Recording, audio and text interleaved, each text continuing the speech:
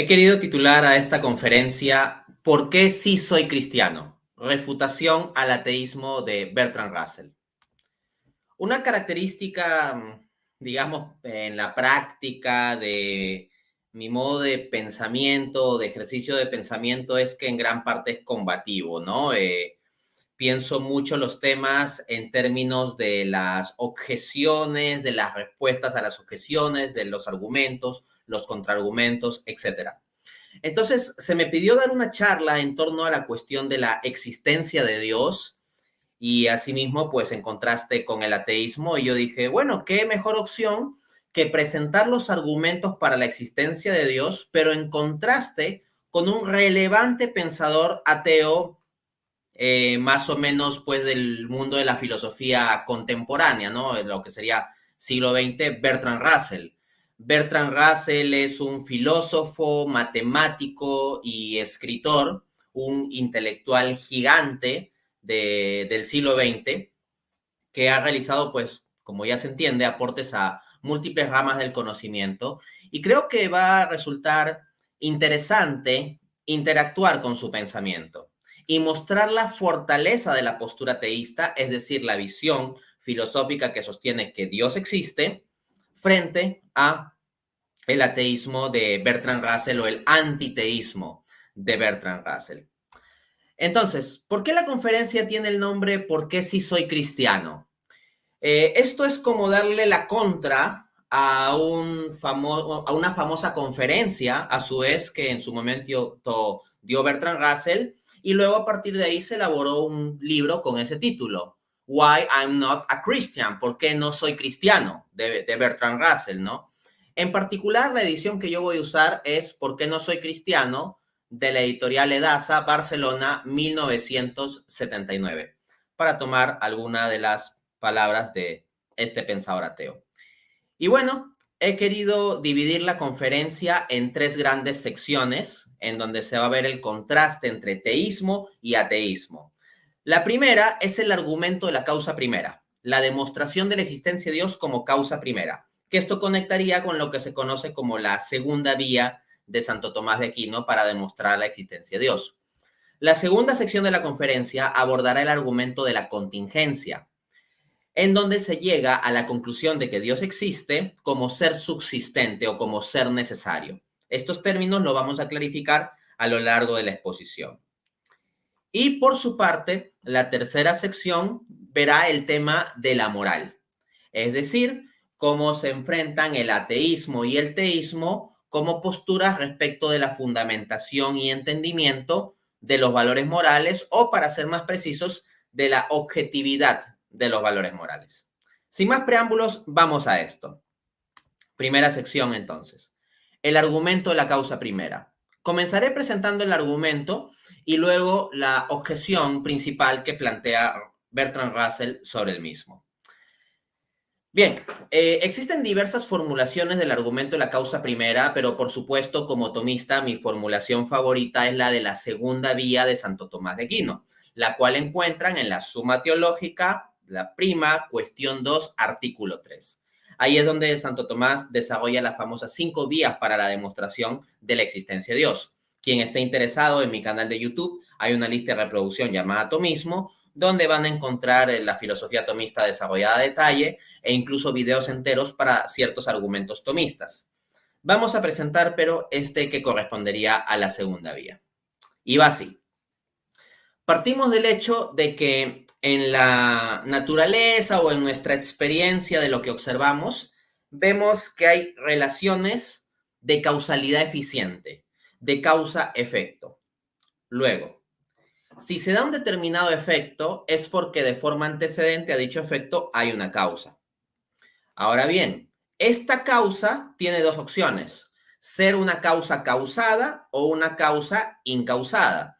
Por ejemplo, yo soy causa de la existencia de mis hijitos, ¿no? Yo tengo dos bebés, ¿no? Una niña y un niñito, y yo soy causa de su existencia o uno de los elementos causales para la existencia de ellos. Pero yo soy una causa causada, porque a su vez mi existencia viene causada por la existencia de mis padres. Entonces, vuelvo al razonamiento. observamos determinados efectos en el marco de relaciones de causalidad eficiente. Y si hay un efecto, tiene antecedente una causa. Ahora bien, esa causa puede ser causada o incausada. Si esa causa es causada, debe haber sido causado por otro. Porque en la causalidad eficiente nada se causa a sí mismo. Si es causada por otro, de ese otro debemos preguntarnos si es causado o incausado.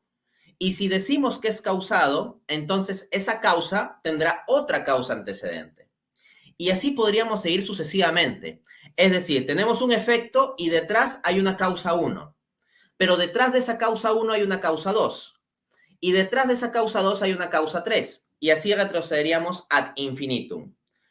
Pero si todas las causas fuesen causas causadas por otra cosa, nunca podríamos llegar a un efecto. ¿Por qué? Porque tendría que pasar un proceso infinito de transmisión de la causalidad eficiente para que recién se dé un efecto. Si hay una cadena infinita hacia atrás de una causa y otra causa antecedente y otra causa antecedente y otra causa antecedente, para llegar a un efecto, como digo, tendría que pasar una transmisión infinita de causalidad. Pero analicen, ¿qué significa un infinito que ya pasó? Un infinito que ya pasó es un infinito que terminó. Y lo que tiene término tiene fin. Entonces, un infinito que terminó sería un infinito finito. Pero decir un infinito finito es como decir un círculo cuadrado, es algo absurdo. En consecuencia, no podemos decir que hay una infinita serie de causas para generar los efectos que vemos en la realidad. En consecuencia, tenemos que sostener que la cadena de causalidad no es infinita. Y si no es infinita, significa que, por decirlo así, hacia atrás tiene un fin. Hay una causa que no tiene otra causa anterior y que sustenta la causalidad de las demás cosas. Una causa primera, un ser que es causa de lo demás, pero él mismo no es causado por nada antecedente. Una causa incausada que existe en virtud de sí misma, porque no puede ser causada por nada antecedente. Esta causa primera, esta causa incausada, que sustenta la causalidad de lo demás, pero ella misma no ha sido causada por algo distinto, es lo que conocemos con el nombre Dios. Por tanto, o luego, Dios existe. Y así concluimos, pues, la primera demostración de la existencia de Dios utilizando el argumento cosmológico tomista. Vamos ahora a la confrontación con Bertrand Russell. Dice, Bertrand Russell en la página 10 de la citada obra, cuando era joven y debatía muy seriamente estas cuestiones en mi mente, había aceptado el argumento de la primera causa. Hasta el día en que, a los 18 años, leí la autobiografía de John Stuart Mill, y hay esta frase. Mi padre me enseñó que la pregunta, ¿quién me hizo?, no puede responderse, ya que inmediatamente sugiere la pregunta, ¿quién hizo a Dios? Esa sencilla frase me mostró, como todavía pienso, la falacia del argumento de la primera causa. Si todo tiene que tener alguna causa, entonces Dios debe tener una causa. Fin de cita. Entonces, la objeción que pone Bertrand Russell, expresada en términos sencillos, es ya, si Dios es supuestamente la causa de todo, ¿qué es lo que causó a Dios? Si todo tiene una causa, Dios tendría que tener una causa y por lo tanto Dios no sería un incausado, y como Dios tiene que ser incausado, pero no podría ser incausado, se sigue que Dios sería contradictorio y no existe. En otras palabras, la pregunta ¿quién creó a Dios? Significaría que Dios ya no sería el fundamento último de la existencia, sino que requeriría de algo más y así sucesivamente, ¿no? Esa es la objeción que plantea Bertrand Russell. ¿Quién creó a Dios? La verdad es que es una objeción de muy bajo nivel intelectual. Sorprende realmente que un pensador de tal calibre intelectual como Bertrand Russell pueda poner una objeción de tan bajo nivel intelectual. Y esto no es meramente un calificativo mío. Si ustedes investigan, especialmente en habla inglesa, hay ateos que sostienen que la objeción ¿y quién creó a Dios? Es una mala objeción, que es una objeción que no procede. O sea, hasta ateos reconocen esto. Vamos a mostrar la falacia del pensamiento de Russell.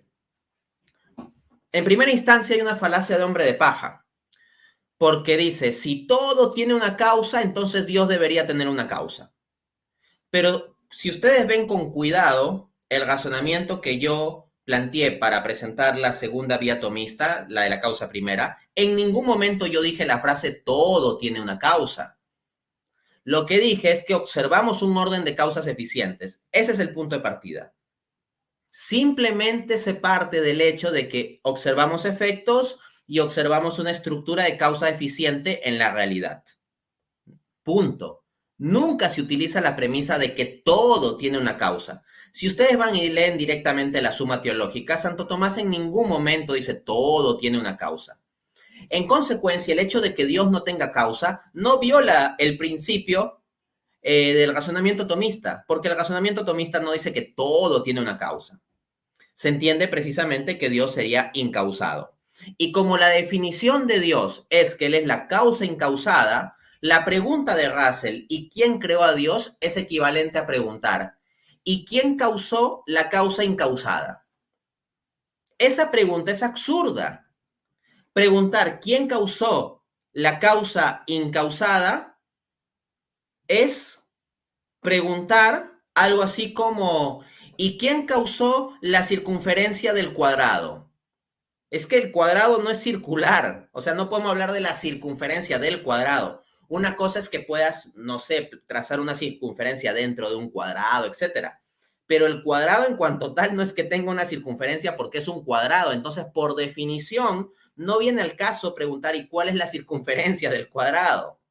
Del mismo modo, preguntar cuál es la causa de la causa incausada, o sea, cuál es la causa de la causa que no tiene causa, es un absurdo. De otro lado, si se plantea que Dios tiene una causa, en realidad a nivel metafísico, ese ser que sería la causa de Dios sería el verdadero Dios. Así que en última instancia no se puede escapar de la cuestión de que finalmente se requerirá de una causa primera. Así que es Bertrand Russell el que no está entendiendo lo más básico del razonamiento de la causa primera. Y no es que este razonamiento sea defectuoso. Vamos al siguiente argumento. Sección 2. El argumento de la contingencia. Se los presento brevemente.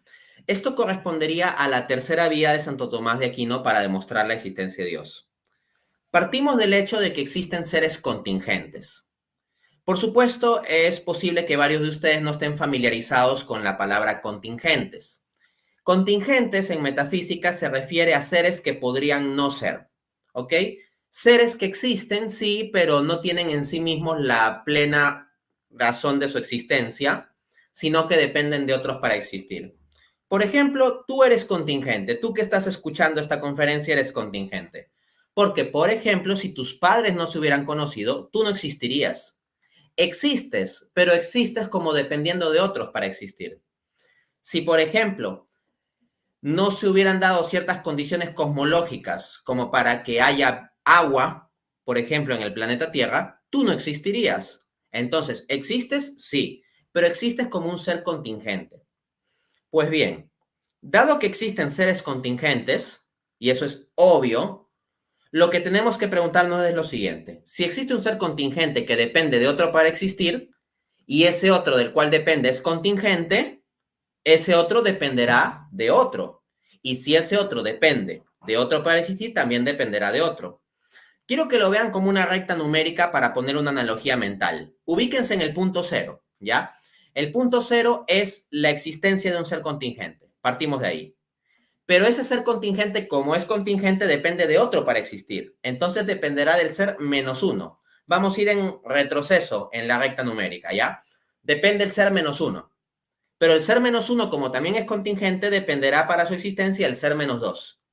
Y el ser menos 2, como también es contingente, dependerá de su existencia del ser menos 3.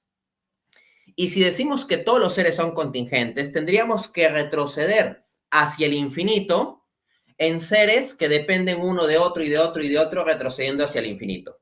Pero si esto es así, para que exista un ser en el presente, por ejemplo, el ser cero que estamos conceptuando, tendría que haber una cadena infinita de transmisión del ser de menos infinito hasta cero, por seguir con la imagen mental de recta numérica, del menos infinito hasta el cero, para que recién se dé la existencia del ser que estamos observando. Pero pensemos, ¿es razonable pensar que el infinito, desde menos infinito hasta cero, ya transcurrió?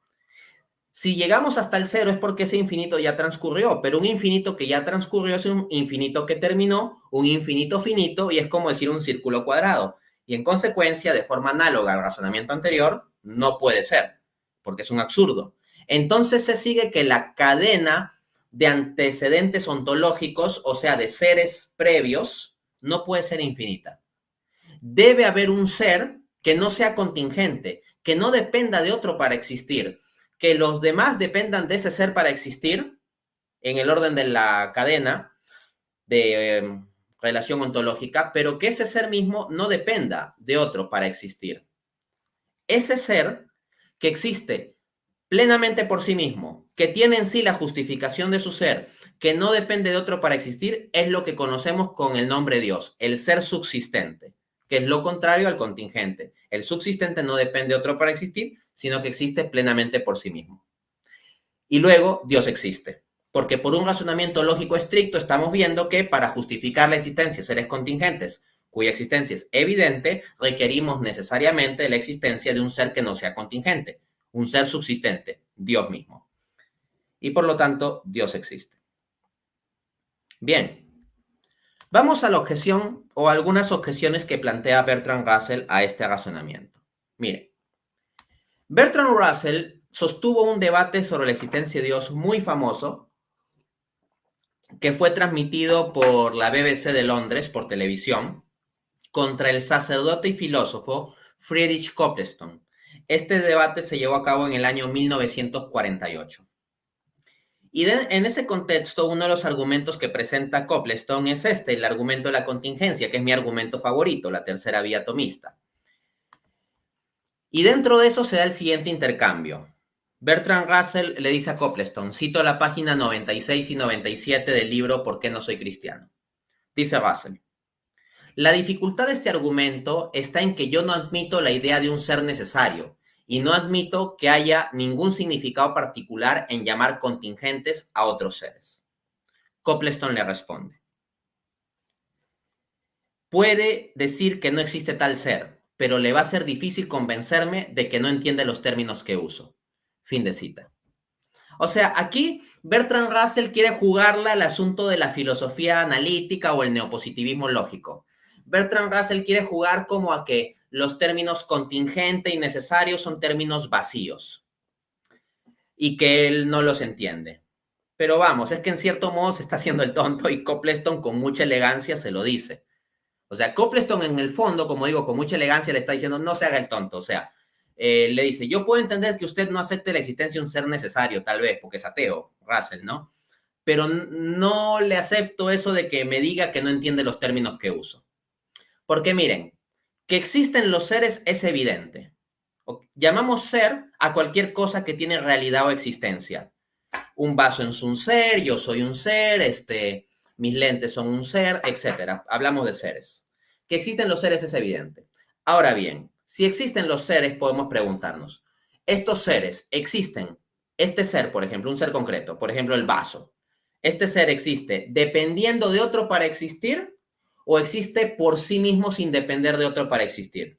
Si depende de otro para existir, le llamamos contingente. Si existe por sí mismo sin necesidad de otro para existir, le llamamos necesario o subsistente. Así que los términos tienen sentido.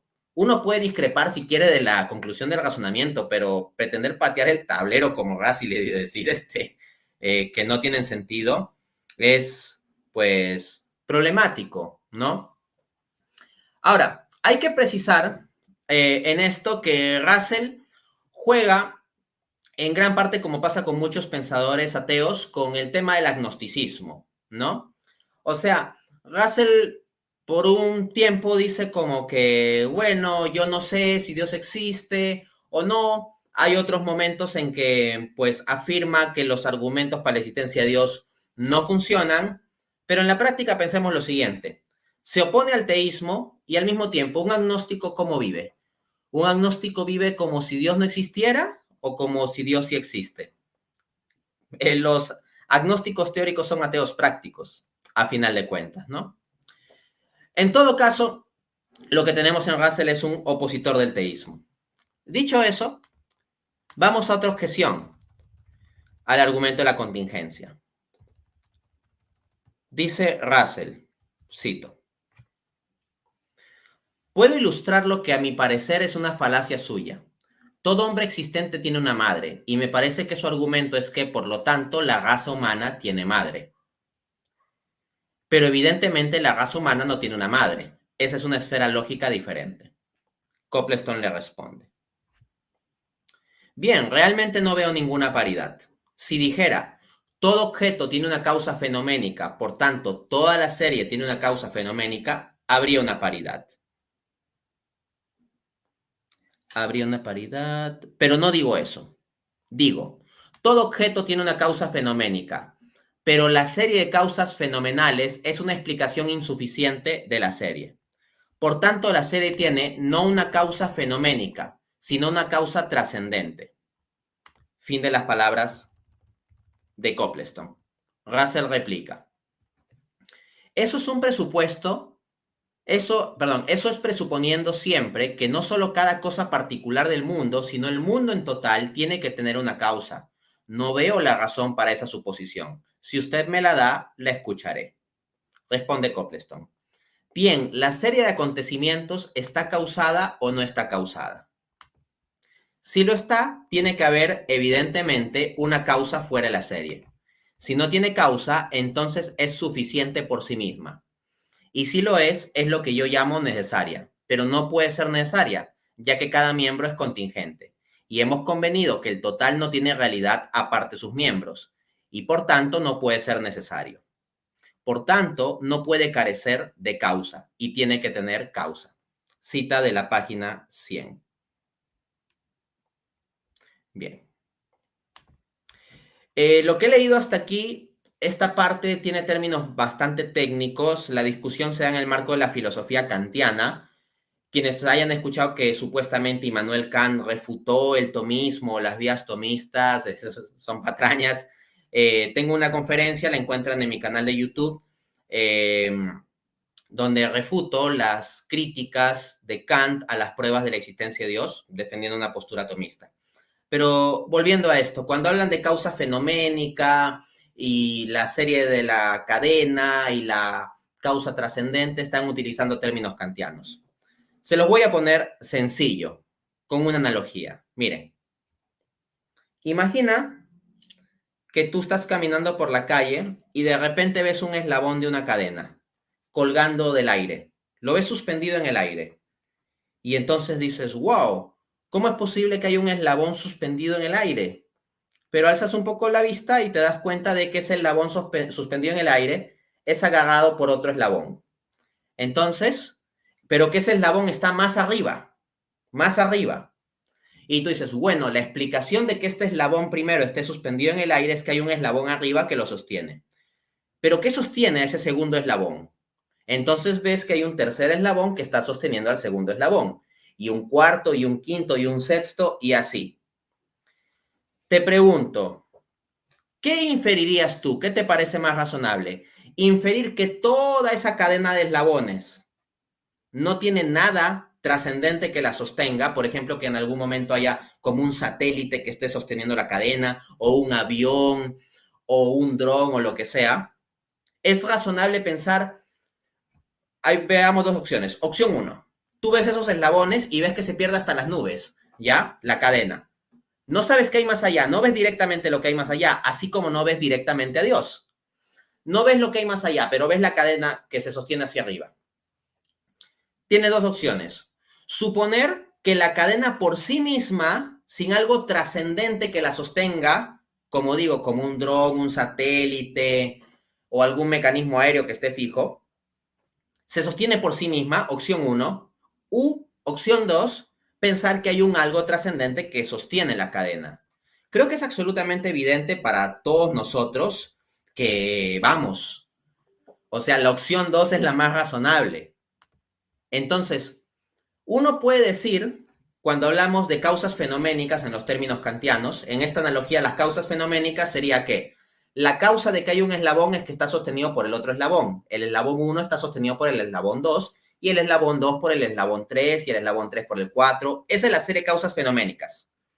Pero uno puede legítimamente preguntarse si toda la serie de causas fenoménicas, que en el debate de Russell versus Copleston sería el mundo o el universo o en la totalidad de la realidad material o sensible, ¿tiene causa o no? Esa pregunta es legítima, así como uno puede preguntarse si toda esa cadena que ve está o no sostenida por algo. Y tienes dos opciones, decir que no está sostenida por nada y que se sostiene a sí misma, lo cual es absurdo, porque los eslabones no se sostienen por sí mismos al final, sino tienen algo fijo, sólido y trascendente, o suponer que hay una causa trascendente que lo sostiene. En esta analogía, esa causa sería lo equivalente a Dios. Y luego, Dios existe. Así que hemos resuelto ese argumento. Vamos a la última sección de la conferencia. 3. El problema de los valores morales. En nuestro ejercicio filosófico, analítico, ¿no? Hemos hablado de la causa y la contingencia, ¿no? Nos puede parecer un poco abstracto. Vamos a algo que está más relacionado con nuestra experiencia cotidiana, los valores morales. Nosotros juzgamos en términos de valores morales las cosas. Y esto es inevitable.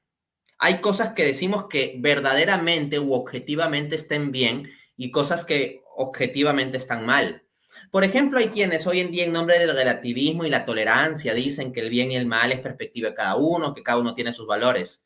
Pero incluso ese tipo de gente termina cayendo en la práctica en una suerte de absolutismo moral o de pretender una objetividad moral. Porque ¿sabes qué? Los que predican que cada uno tiene su ética y hay que tolerar todo, hay algo que no toleran, la intolerancia. O sea, los que predican la tolerancia y que hay que aceptar todo tipo de propuestas éticas, ven como el mal absoluto a que alguien quiera poner una propuesta ética como la verdad objetiva. Lo ven como un intolerante y ven esa intolerancia como mala. Entonces, incluso los relativistas que pretenden que todos los valores son relativos, en la práctica terminan volviéndose unos absolutistas morales cuando se indignan contra aquellos que sí creemos en valores morales objetivos. Dicho eso, entonces, vamos a este intercambio. Pensemos, a la luz de nuestra experiencia humana y racional sobre los valores morales, sobre la distinción entre el bien y el mal, ¿resulta más razonable el teísmo o el ateísmo? Dilucidémoslo con este interesante intercambio del debate de Russell versus Copleston. Voy a citarlo. Esto está en la página 104 a 105 de la versión de ¿Por qué no soy cristiano? Que estoy citando, ¿no? Vamos a esto. Dice Russell. Verá, yo entiendo que hay cosas buenas y cosas malas. Yo amo las cosas que son buenas, que yo creo que son buenas, y odio las cosas que creo malas. No digo que las cosas buenas lo son porque participan de la divina bondad. Vamos a frenar ahí. Entonces Russell viene con su propuesta atea o agnóstica o agnóstico atea a decir, mira, yo no necesito de Dios para la distinción entre el bien y el mal, yo simplemente distingo lo que es bueno de lo que es malo y ya está, no necesito nada más, ¿no? Copleston le replica, sí, pero ¿cuál es su justificación para distinguir entre lo bueno y lo malo? ¿O cómo considera la distinción entre lo uno y lo otro? Russell responde, no necesito justificación alguna, como no la necesito cuando distingo entre el azul y el amarillo. ¿Cuál es mi justificación para distinguir entre azul y amarillo? Veo que son diferentes. Freno ahí la cita. Noten la respuesta de Russell.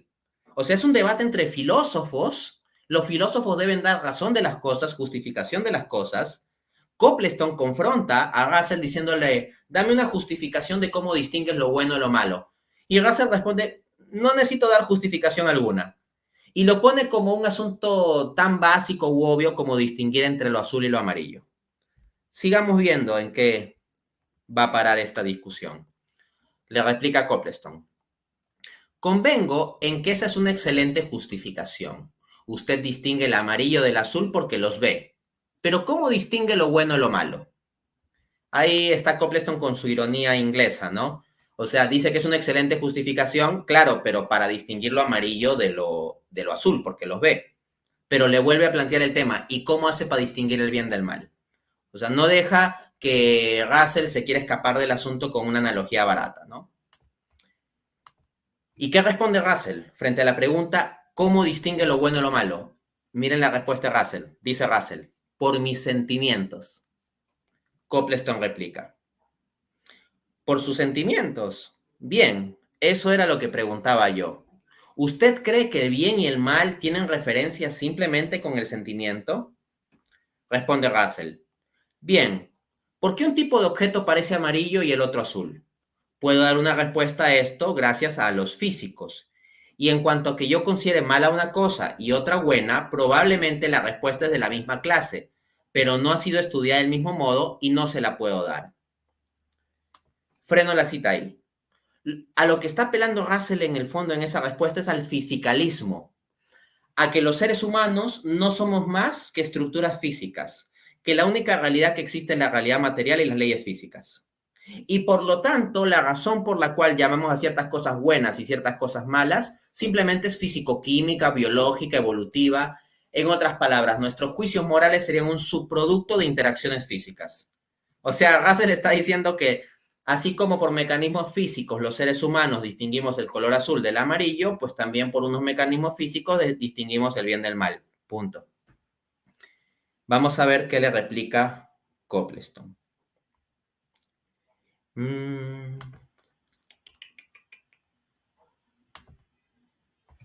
Acá, Copleston dice, bien, tomemos el comportamiento del comandante Belsen. Se trata de un comandante nazi, ¿ok?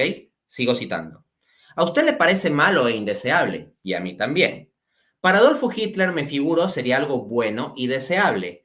Supongo que usted reconocerá que para Hitler era bueno y para usted era malo.